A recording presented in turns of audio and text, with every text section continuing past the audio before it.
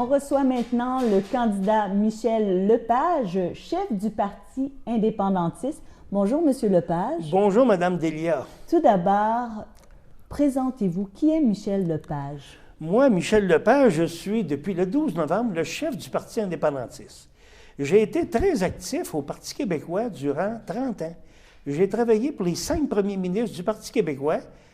J'étais le responsable des sondages sur l'opinion publique. J'ai été engagé par M. Lévesque en 1976 et j'ai quitté avec le départ de Bernard Landry. J'ai quitté ma fonction de responsable des sondages sur l'opinion publique. Et donc, mais j'avais quand même continué au Parti québécois. Mais lorsque Mme Marois a parlé de bilinguiser l'école primaire, de donner les cours de mathématiques et de géographie en anglais aux primaires, là, je me suis dit, ça va pas. Je dis, d'ici 25 ans, on n'aura plus de réseau scolaire français. Et j'ai joint le Parti indépendantiste, que j'ai entendu son chef à l'émission de Christiane Charest.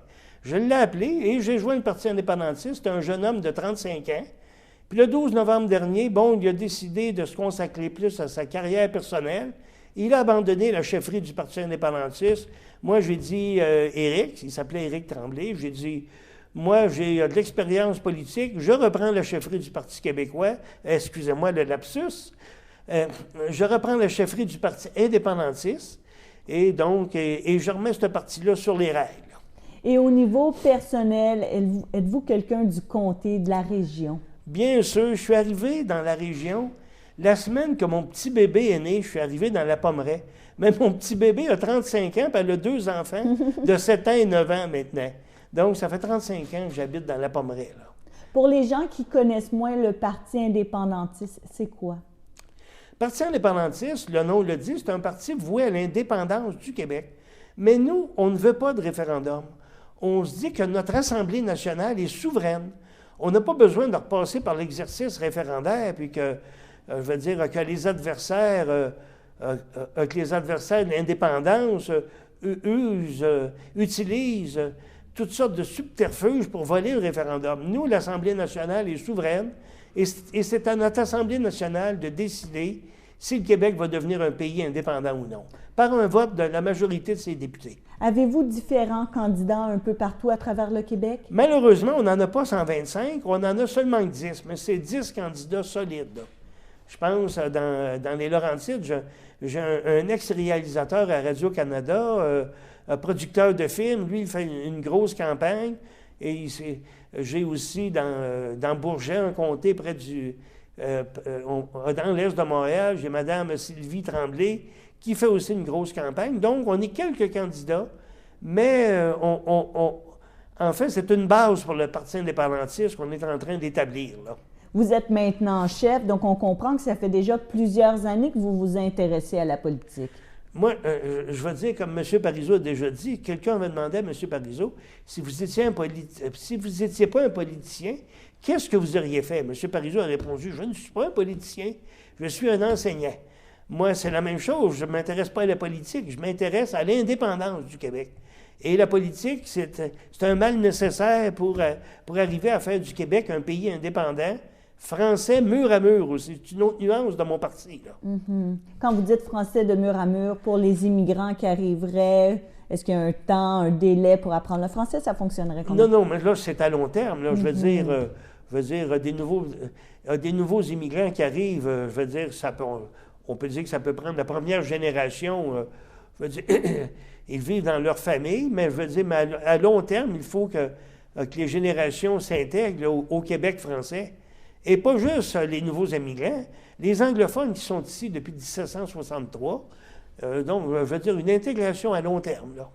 Et au niveau de votre parti, on comprend que l'indépendance, c'est vraiment votre cheval de bataille. Et le Québec français aussi. Et le Québec français. Mur à mur, oui. Est-ce que vous avez d'autres grandes lignes de parti?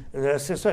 Les autres grandes lignes de parti, quand je dis le Québec français mur à mur, c'est qu'un seul réseau d'éducation en français pour tout le monde, des CPE à l'université, un seul réseau de la santé français, pas 2 CHUM à Montréal, là, un seul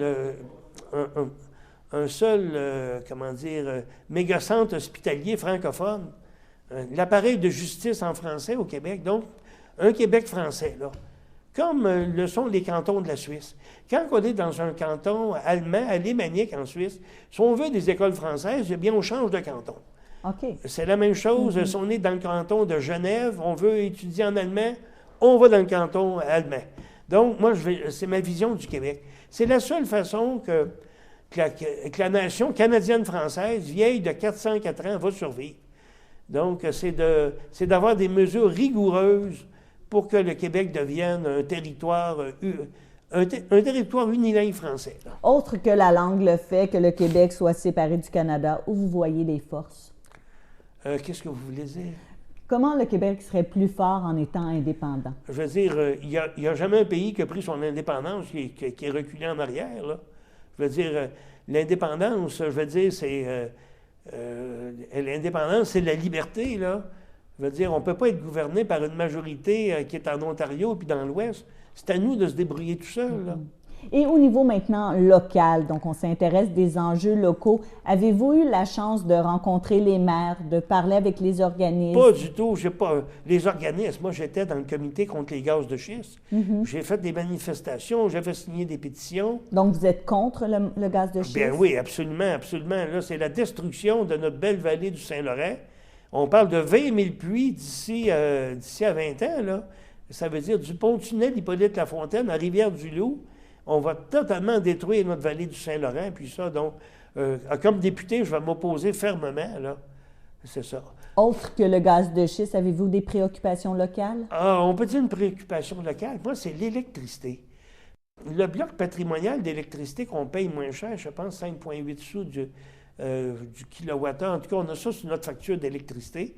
En 1944, puis en 1963, on était bien jeunes à l'époque, Hydro-Québec avait fait un pacte social. Puis disons, on va vendre l'électricité au moindre coût possible. On s'engageait, là. Si vous acceptez la nationalisation de l'électricité, on s'engage à vendre l'électricité au moindre coût possible. Avec les années, la promesse a pas mal tombé. Moi, ça serait que le gouvernement du Québec, un gouvernement du Parti indépendantiste, mette l'Hydro-Québec au pas et que les tarifs d'électricité soient au moindre coût possible. Ce qui veut dire que le bloc patrimonial il devient gratuit. Terminant, je dois vous couper, désolé. Oui. Pourquoi le 4 septembre voter pour vous? C'est pour montrer aux gens qu'il y a une autre façon de faire l'indépendance que par un référendum. C'est par le vote majoritaire des députés de notre Assemblée nationale, ce qui est tout aussi démocratique qu'un référendum. Alors, je vous dis bonne chance le 4 septembre prochain. Je vous remercie Merci. bien.